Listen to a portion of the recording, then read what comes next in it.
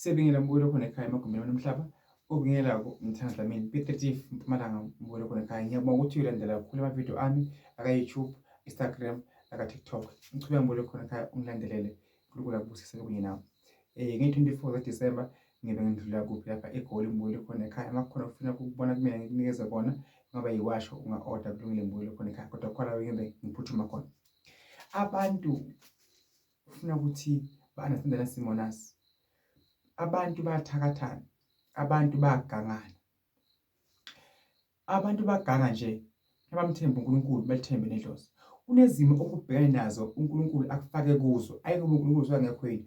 uNkulunkulu usuka khona. uNkulunkulu kunika 2 izinto emhlabeni mbulo khona ekhaya. Unika into enhle, akunike into embi.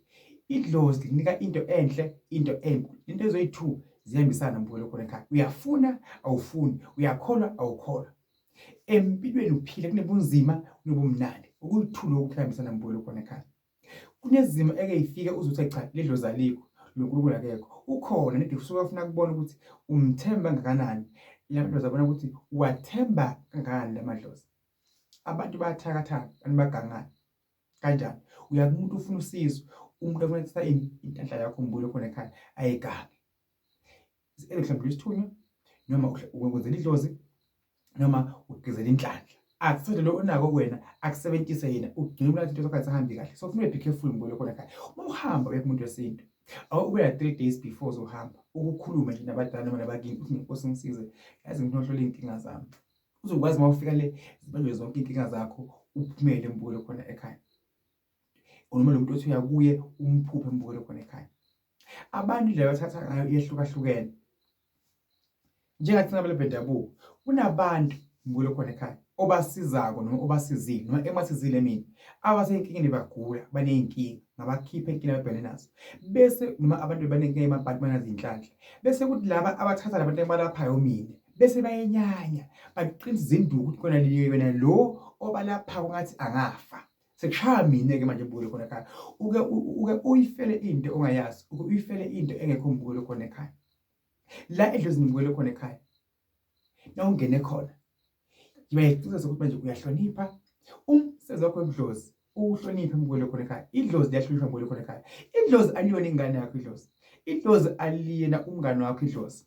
Isiphiwo onaso akusona umngani wakho. Akusiyo into ekudlala, akusiyo into embukiso. Njengamanje abantu sebabukisa. Umuntu angeva nje ukuthi uthakapha. Kahle kahle ngomthetho awuphahlele ekamerweni. Idlozi liyahlonishwa. Idlozi lifuna indawo yalo especial.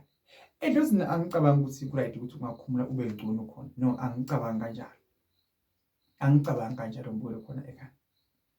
That's why ungasimba manje uthole endlini kagogo kunabantu abawu2 bathandanako abalele bobabili baze benze nocansi kuphi la endlini kagogo ngoba indawo lena ehlobile engadingi ukungqoliswa mbulo khona ekhaya.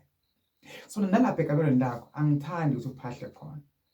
Kodwa likhanyisa khandlela lakho kulungile kodwa ukuthi uphahle khona angithandi. Asisho ukuthi abantu abadala abakwazi ukujabulisana kwabantu ababili bathandanako. Bayakwazi kodwa ngeke ngakuthandi mina kahle lokho. Ngendlu mina especially la ngiphahlela khona la ngikhulumela khona edlozini. Idlozi aliyena umngani wakho. Isiphiwo sakho sona umngani wakho. Sihloniphe usinye isigaba saso usazi sini kuwe sizokwenzani kuwe empilweni yakho. Ube ne-connection nesiphiwo sakho. Mbulo khona ekhaya. Kulungile. Ukula kubusise akukhanyisele.